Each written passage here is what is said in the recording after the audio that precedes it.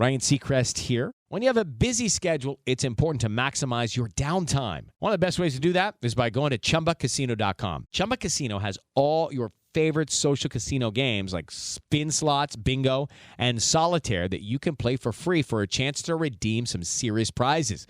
So hop on to ChumbaCasino.com now and live the Chumba life. Sponsored by Chumba Casino. No purchase necessary. VGW Group. Void where prohibited by law. 21 plus. Terms and conditions apply. The Hnnycast, a weekly LSU baseball podcast with Charles Hannegriff and former coach Dan Canaveri. Now to break down the Tiger tape, here's Charles and Dan.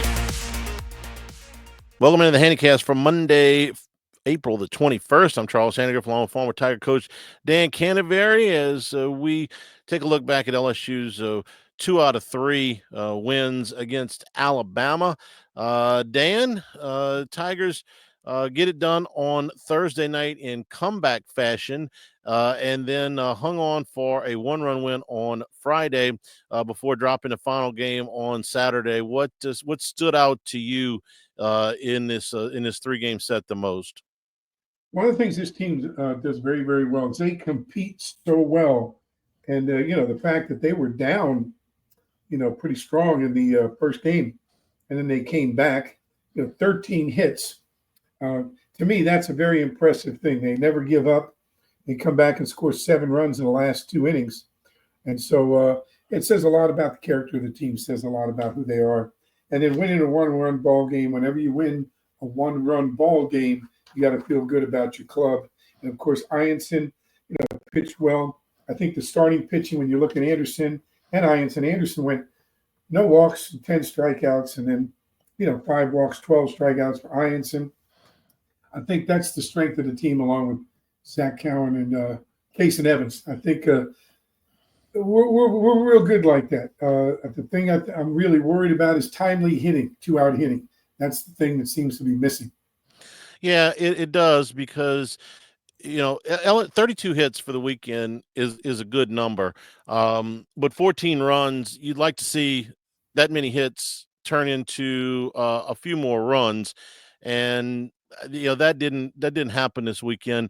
But the timely hitting, Dan, you had a huge pinch hit home run on Thursday night from Ashton Larson, and for a guy that didn't have a hit in Southeastern Conference play, that was just a huge deal. Man, look, for somebody to be able to come off the bench like that and be ready, I thought that was just a huge deal, not just for LSU, but for Larson personally, because he was a starter a year ago.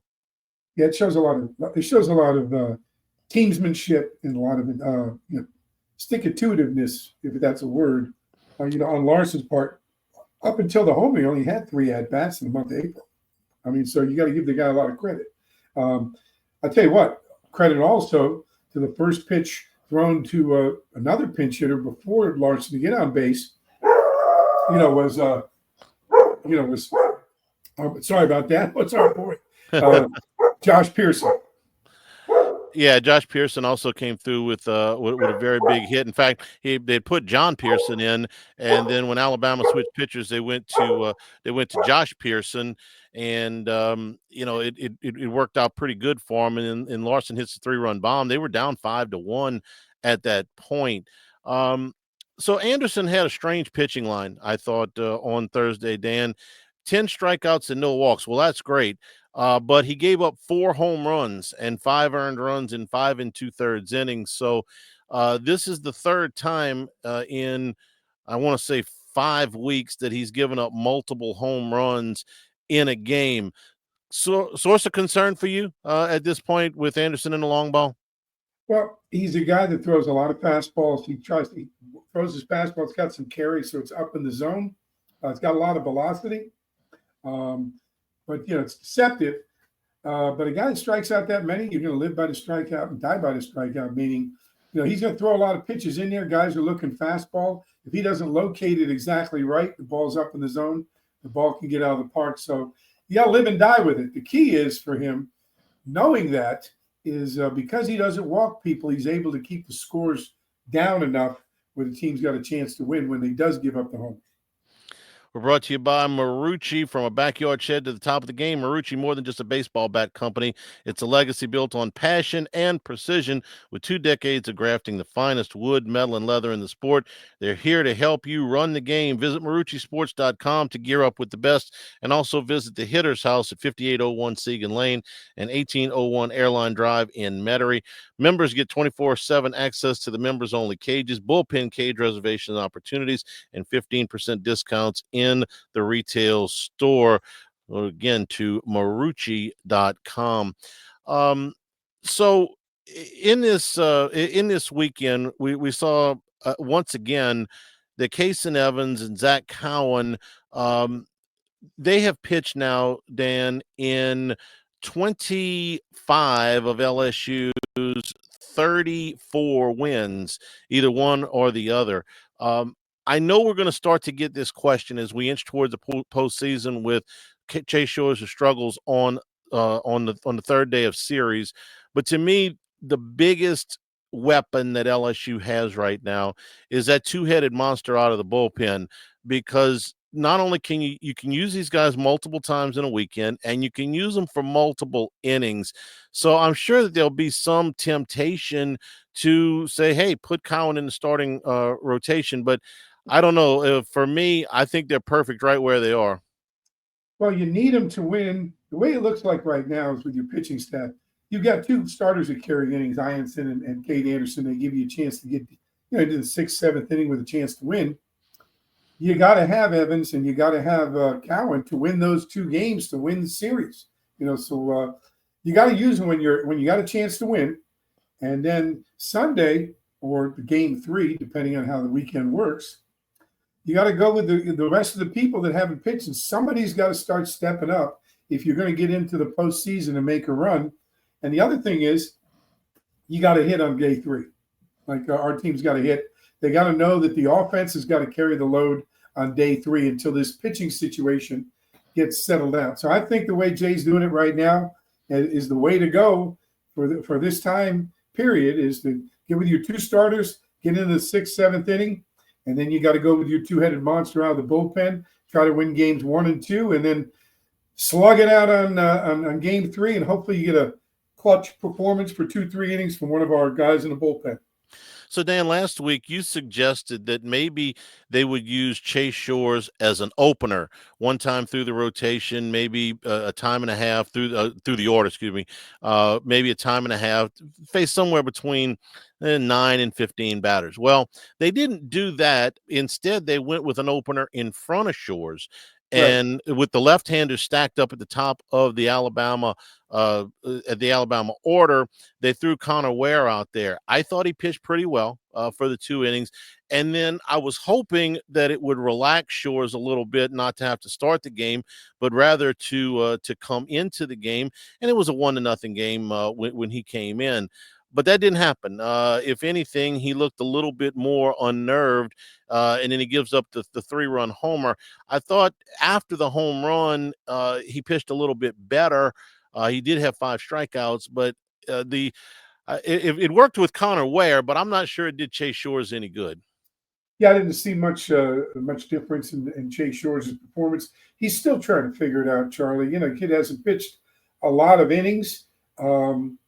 It's a tough situation for Jay. I thought that Ware did a nice job. I thought he was very competent. One guy I'm still high on that we saw a little bit, and I'd like to see him extend a little more, was Cooper Williams. I mean, he still hasn't given up an earned run. He's been in those short stints as a lefty. Kind of disappointed on Sunday. Maverick Rizzi wasn't the guy. We thought he made a move last week, but he didn't really keep that move going. On the middle game. But again, still looking for guys to step up out of the bullpen. Chase Shores has got to step it up at some point in time. I think the more they put him out there, the better chance we have of him breaking through that pressure barrier. And there's still plenty of time. I'm thinking about the LSU teams that have gone deep in the postseason have almost all had a pitcher step up that exceeded what they did during the regular season. I think back to 2023, and I think about a guy like Nate Ackenhausen, who gave him a 6-inning stint in Omaha, or Griffin Herring, or Riley Cooper. I think about Zach Hess back in 2017, really stepping up his game. I think about in 2009, that team had Chad Jones in the last month of the season provide some really important relief. And for you guys in 2000, you had the ultimate, right? Trey Hodges was the you get best. Trey Hodges. World Series, yeah, Trey Hodges wins the MVP. So there's candidates to me. Cooper Williams could be one. Rizzy could be one. I think Jaden Newt has at times showed some flashes. We know that William Schmidt has the talent. He still looks a little bit nervous, a little unsure of himself out there. But all of these guys have plenty of talent. And if any of them fire at one, it could be Chase Shores. If any of them fire in that postseason, that's kind of what you're counting on, because that's been the recipe. If they're gonna make a deep run, somebody else is gonna have to step up. I'm gonna throw another name out there you might have left off last year, Will Helmers.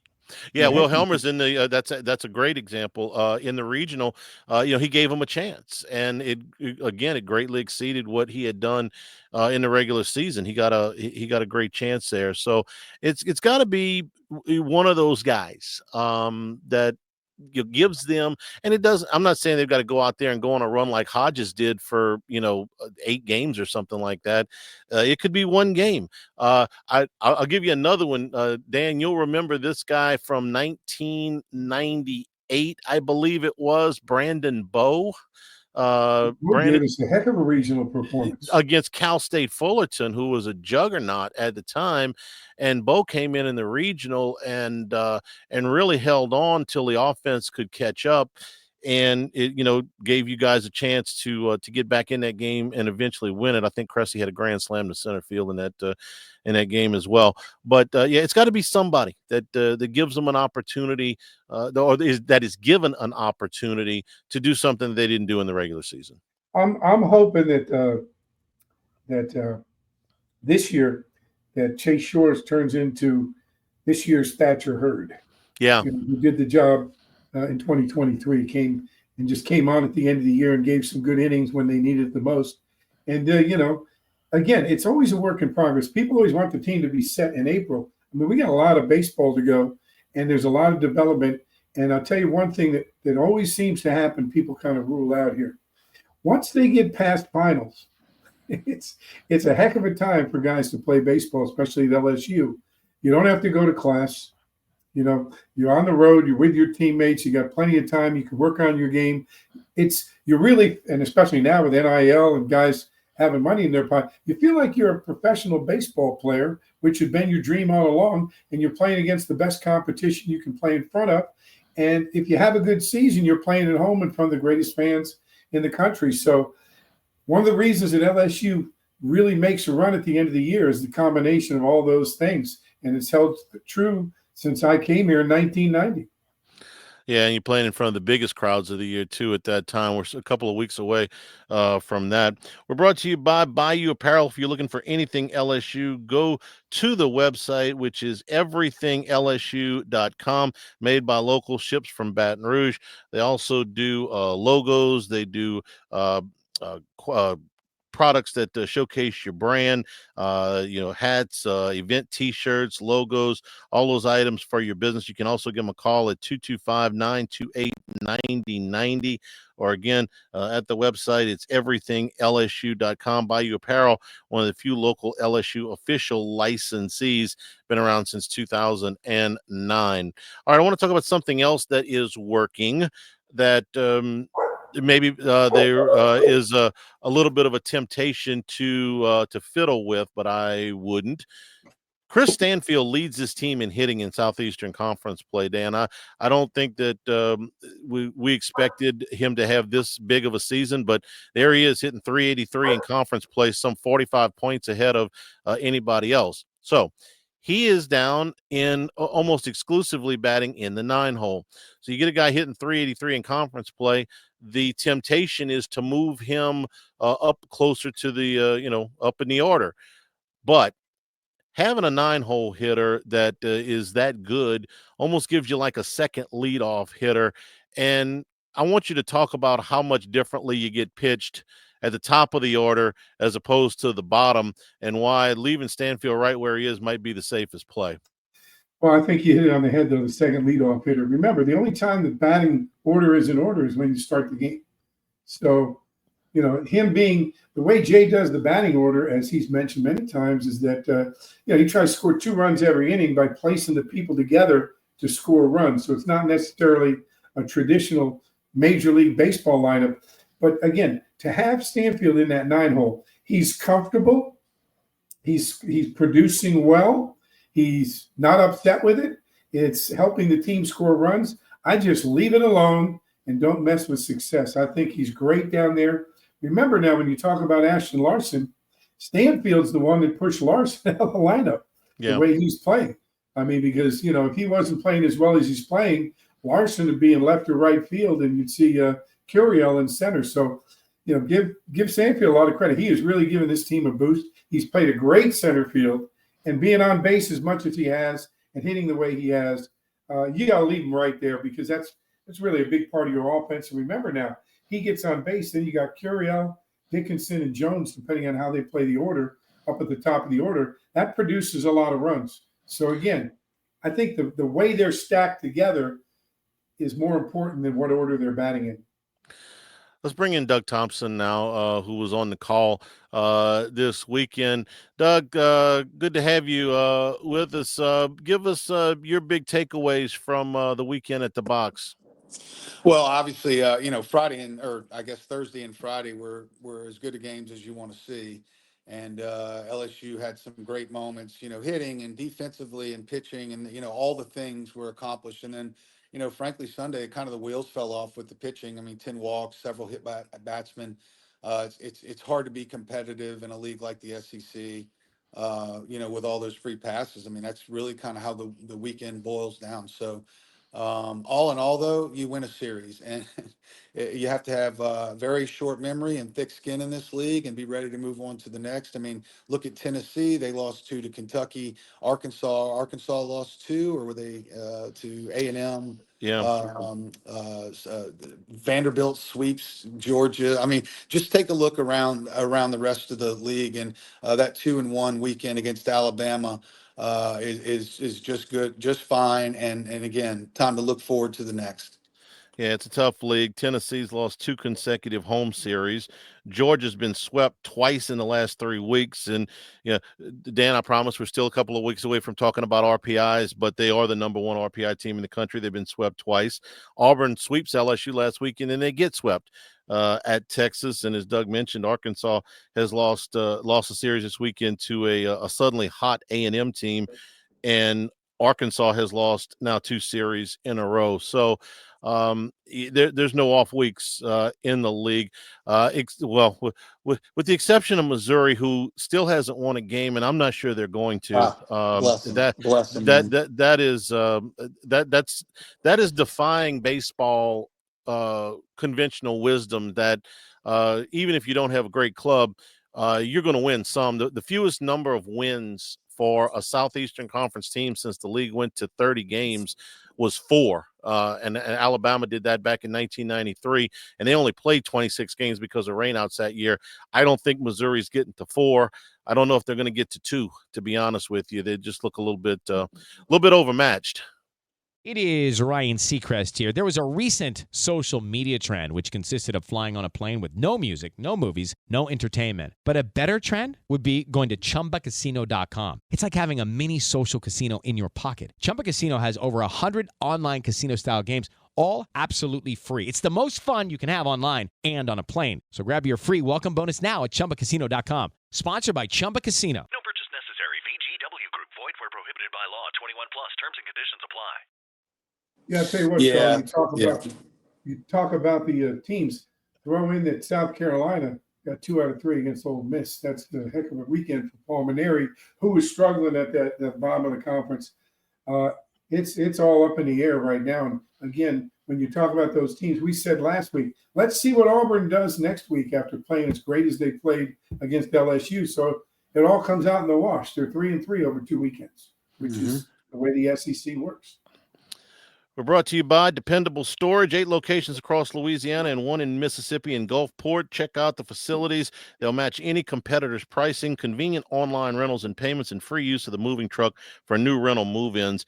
Clean, secure, and conveniently located facilities. Check out the website at dependablestorage.com for locations, pricing, and rentals. Like Skip Bertman says, at Dependable Storage, we want your stuff. I want to talk about Jake Brown here for a minute. He is having a really good go right now. The home run, he said, got up into the wind a little bit. Doug, you were in the park. You could speak to that. But the triple, he hit the daylights out of that ball. He's going so good right now. Doug, are you thinking about maybe having him as a permanent fixture in the lineup? He's playing most of the time, but you think we're moving towards him playing all of the time? Honestly, I kind of already felt like that was the case. I mean, I know that he got the last day, the last game off, or I guess the both. He didn't start either of the last 2 games, but yeah, I mean, he's playing great, and I think that he certainly earned that starting spot for sure. But you know, you've got other great guys too to be able to go out there and give him some rest and some time off. So. Yeah, Jake Brown is, you know, Jake Brown, Larson, and Pearson, that 3-headed monster out there in right field. It's a luxury to have those 3 to choose from each day. And you can also, especially if you've got a right-handed batter, a right-handed pitcher, you can put one of those guys into the DH spot and sit Fry if you wanted to. Now Fry, was rolling around there, rolling pretty good there for a while. He did have the home run here. I think he's having a good year. But if you wanted to go righty lefty, you could put one of those guys in the DH spot against a right-handed pitcher. I'm going to throw another thing out there, We lose Charlie. Charlie. Yep. Go ahead. I got to throw another thing out there, Charlie. Go ahead, Dan. We saw a little bit of it. Jared Jones going to third base and Jake Brown playing first. That's an opportunity to get some offense because you're gaining 100 points at third base in the batting average between Baswell and Jones, and he could look like he can play there pretty good. He made a nice play on a bunt by Brady Neal. So, that was a great play. He's shown he's got the athleticism, helps in the draft stock. Jake Brown obviously can play first, so you face a right-handed pitcher, you might see that happen a lot. Doug? I mean, look, Braswell's really good over there at third base, and I hear you, Cano, and if you want to get your best possible offense on the field, then that's a solution. That's a potential solution for sure. But it's fairly. I don't want to say it's far fetched. I would have said it was far fetched if he would have butchered that bunt the other day from Neal. But he really played that ball well, and it was a tough play. It was not a routine play.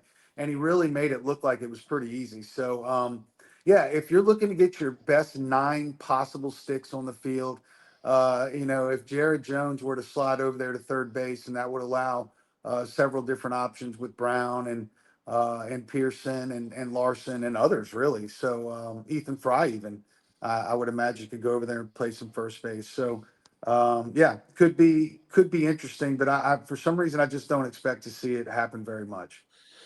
All right, we need to talk about Jones here for a minute because he's scuffling a little bit. The numbers for the season are fine, but of late, the strikeouts have become a problem. He struck out 6 times this weekend. And, Doug, it seems to me the pitch he is struggling with most is the high fastball. It seems like they started pitching him that way at Auburn, and he's been struggling a little bit to catch up to the high heat. He's swinging at some pitches that are at or above the letters. And so he's fighting it a little bit right now. Well, I mean, look, they're pitching him totally different than anyone else, and he's probably just now starting to see fastballs. Honestly, I would guarantee he's seen the least amount of fastballs on the team coming into the last couple weeks. But they definitely are starting to challenge him up there in the zone with the high velocity fastballs and breaking ball counts, especially. And every hitter struggles at some point of the year. I mean. He still hit the ball hard several times this weekend.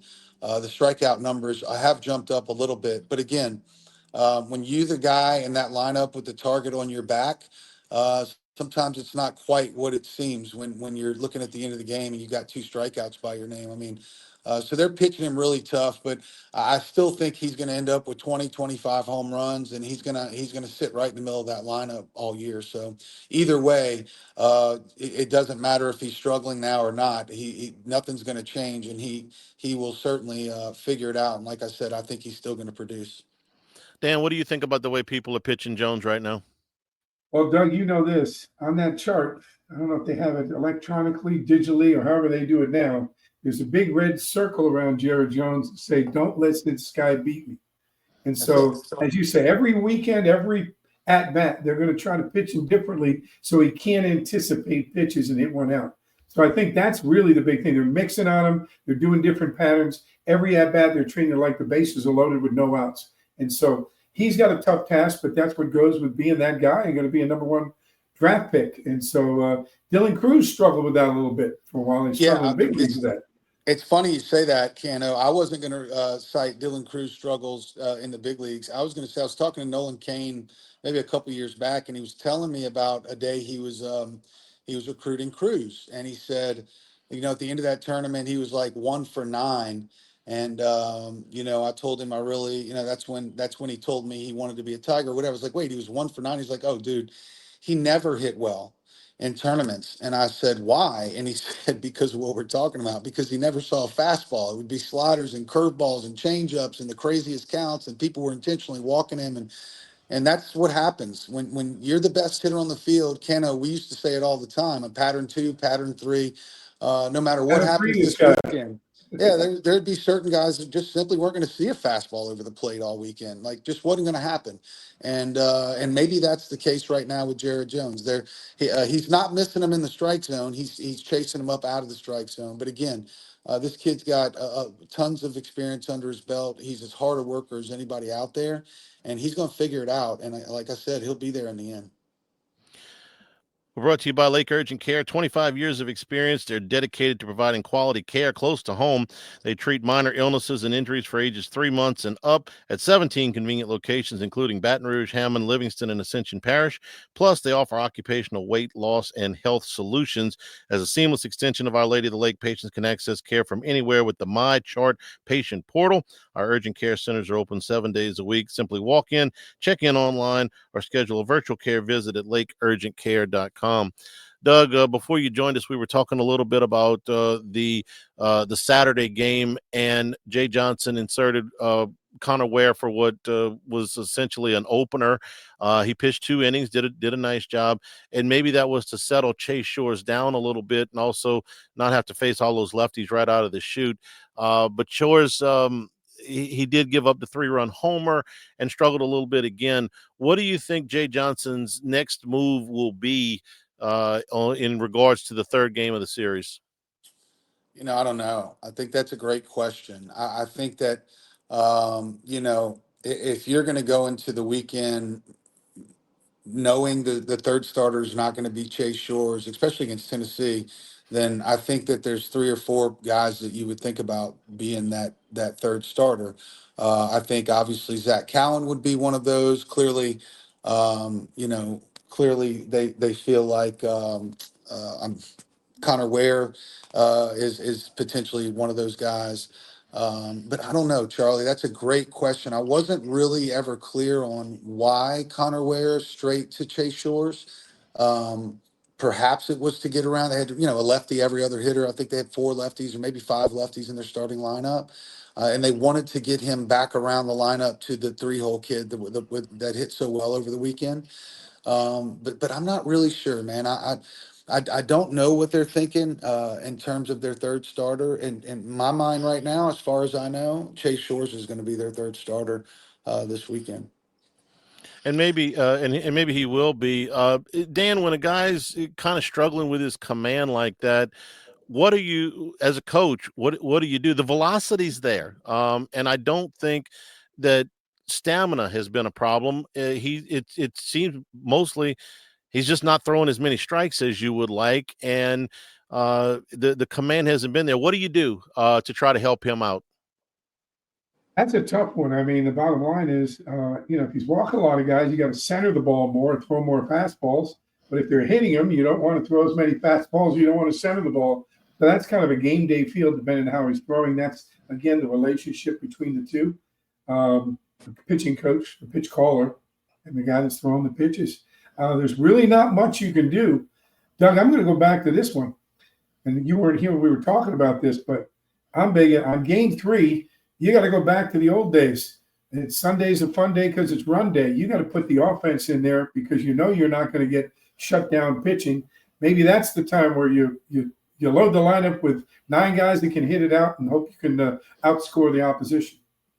Hello, it is Ryan, and we could all use an extra bright spot in our day, couldn't we? Just to make up for things like sitting in traffic, doing the dishes, counting your steps, all the mundane stuff. That is why I'm such a big fan of Chumba Casino. Chumba Casino has all your favorite social casino-style games that you can play for free anytime, anywhere with daily bonuses. That should brighten your day a little.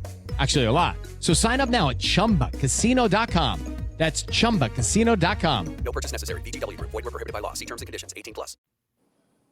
I mean, if you feel like your Sunday guy can't get it done, but I think Chase Shores can get it done. I mean, I don't know quite why he can't get around that command just yet, but when he's locked in and he has a good at bat or 3 or 4 in a row, I mean, he looks like an All-American. So that's why it's so delicate. That's why it's so delicate, because he's so dang good.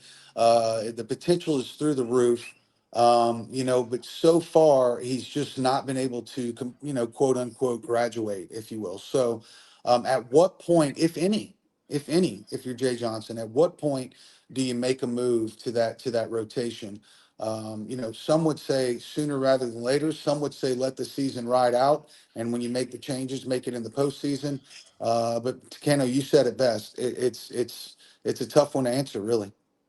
Just ride him.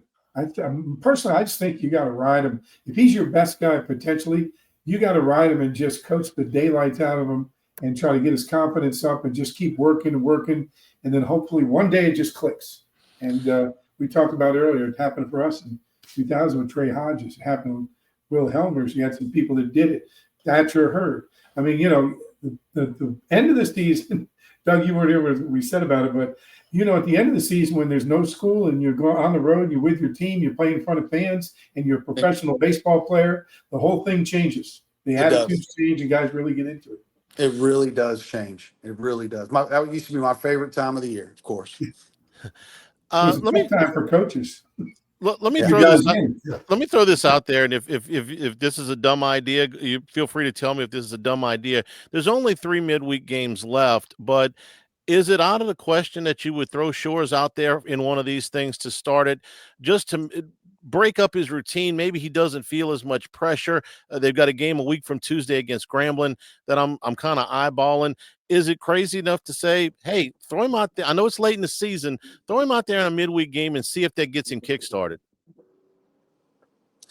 If he doesn't start this weekend, I would say, it's a no-brainer. Let him go out there and have 12, 13 strikeouts in 6 innings and dominate, and maybe that'll, get him some confidence that he needs. But again, I'm not so sure that it's confidence that he's lacking. I mean, this guy's likely going to be a first-round draft pick, and let's remember he's not even to 100 college innings yet. Like he's coming off basically a year and a half of injury. So I don't know. I tend to be where Keno is. Just ride him, and it's not like he's lost every game that he's pitched this year, right? Like the guy can win in this league. He just got to put it together, and the only way for him to put it together is to get out there and do it. I'm of the nature of, I'm with Doug here. Put him out there, keep him going on Sunday. But I think you got to use these 3 midweek games, put the pressure on the guys out of the bullpen and figure out who you can count on. Like, put some pressure on them. You're going to go 1 or 2 innings tonight, and I expect scoreless baseball. Put the heat on those guys to try to get some of those guys to graduate while you're riding Shores, who's got the most potential of anybody. I think you got to build your staff with those 3 midweek games. You really have to build them up because you're going to need them. You're going to need them in the postseason, and they got to get out there and figure it out too.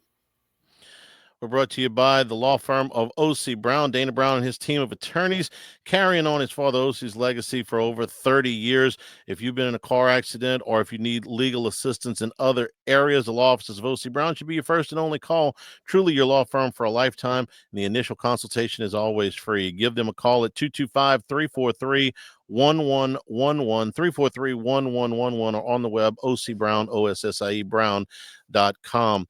We got 4 SEC series to go. Tennessee comes in this weekend. These are the last 2 national championship teams. Doug, Tony Vitello is one of the more colorful coaches in the league. Tennessee plays with a little bit of an edge to them. They're a really talented club, and LSU and Tennessee have squared off in some really big games here in the last couple of years. This I'm expecting the biggest crowds of the year this Friday, Saturday, Sunday at the box, and this is going to be one of those real, not that any of them are low intensity, but this may be the highest of high intensities coming up this weekend. Oh, it's going to be awesome. I mean, the place is going to be electric. They came in town 2 years ago, and it was awesome. This is going to be the best it gets in college baseball. I mean, it's going to be exciting. There's going to be fireworks. I'm sure there'll be homers. There'll be great pitching. This is probably 2 of the best, 4 or 5 teams in the SEC. They're, of course, 2 of the highest ranked teams in the country. Tony Vitello and Jay Johnson are 2 of the best coaches right now out there. So it's got all of the key ingredients, Charlie, to be an all-time great one. If you were to write a movie, and you wanted to have a series, Vitello's great in Baton Rouge, because the Baton Rouge people, after that regional we played there, super regional, he's the villain. So people are going to come out for the villain. But the other thing, Doug, it's alumni weekend. Yeah. All of us get to get out there and get to see all the players will be in town, and they're going to honor the 2000 team. So a lot of stuff going on this weekend. Middle of crawfish season. Hopefully the weather cooperates, and it's a great weekend for everybody. Win, lose, or draw, it's great for college baseball. 25-year reunion of the 2000 national champions. Is that Saturday, Dan? Saturday evening. Yeah, we'll be down there.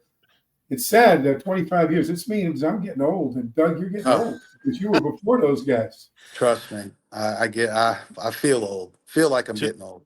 That game, beating Stanford, that was an all-timer. And oh my gosh. like the Warren Morris game. The Warren Morris game. The way it ended, is the most iconic moment in college baseball history. But that was a great game even before that. That 2000 game had so many elements to it, giving up the grand slam early, and Ray Wright's catch, and Jeremy Whitten homering off of Justin Wayne after he had struck out the previous time. And I just remember, Blair Barbier's iconic at bat where he fouled off. He just fouled him off. He had to play down the line too. Play down the line. I want to say the bases were loaded, or second or third. He had a game saving play. You're right. That was one of the most riveting College World Series championship games of all time. I got to say this, and like you said, Charlie, Warren Morris game was not. It was great without the Warren Morris home run. Throwing the Warren Morris home run in there probably makes it the greatest national championship game of all time. Charlie, that game against Stanford, not only did you have, all those things you mentioned, but we went against 2 first-round picks who split the game. And we're throwing Brian Talbot and others. Billy Bryant, Waylon Guidry, Shane Newman, people going in there. And then, of course, Hodges comes in and slams the door. But Blair has a great story. He gets the team up. We went 18 at-bats without hitting the ball out of the infield. Wow, I didn't realize that. Skip. This is why he's Skip. I listened to that pregame interview before, and he says, the great thing about it is, this is a game about people stepping up. He goes, like Jeremy Whitten. See, he's only got about 6 home runs for the year, but he might hit 2 today. And he didn't hit 2, but he hit 1 off of Justin Wayne, and Wayne struck him out the time before that, and I swear he missed that breaking ball by 1.5 feet. And so it's like, this guy, Witten's not going to be able to hit this guy. I think Wayne was the 5th pick in the draft that year. And Whitten takes him out over the left field fence. And then the other thing is, in the 9th, Terrio singles to open it up.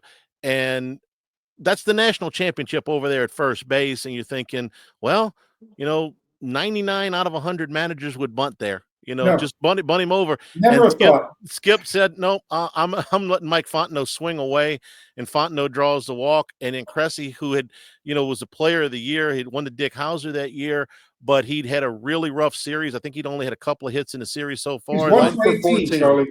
Yeah, he had the one hit, I think, against Florida State off of maybe Blair Varnes, and then he comes up there and it's like, well, you're gonna is he gonna roll over on one here? Nope, I'm gonna let Cressy's gonna swing away.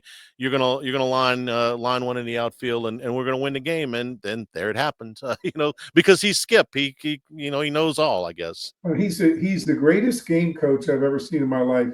And when Fontenot walks up to the plate, he turns to me and he goes, there's no chance I'm bunting here. The guy's going to play in the big leagues. I want him to hit a 2-run homer and end this thing. I mean, that's the way he thought. He's just like, why give up a bunt? Then they can walk Cressy. Why would I take two guys that could play in the big leagues out of the offense to bunt because somebody said so in 1926? And I don't remember. I don't think Fontenot saw a strike in that at bat, or maybe one. Memory fades a little bit, but I know that the pitches were up in the zone because they were expecting him to bunt, and they didn't want to give him anything to bunt. So everything was up in the zone. He ends up drawing the walk, and well, the rest is history. It'll be fun to tell. Some of those stories too for the 2000 championship run, because that was a great team. That was a great team. Mm-hmm. Thanks, guys. We'll be back next week after the Tennessee series. For Doug Thompson, for Dan Canaveri, I'm Charles Hnnycast saying thank you. Good afternoon. This has been the Hnnycast for Monday, April 21st. Step into the world of power, loyalty, and luck. I'm going to make him an offer he can't refuse. With family, cannolis, and spins mean everything. Now, you want to get mixed up in the family business. Introducing The Godfather at ChumbaCasino.com. Test your luck in the shadowy world of The Godfather slot. Someday, I will call upon you to do a service for me. Play The Godfather now at ChumbaCasino.com. Welcome to the family.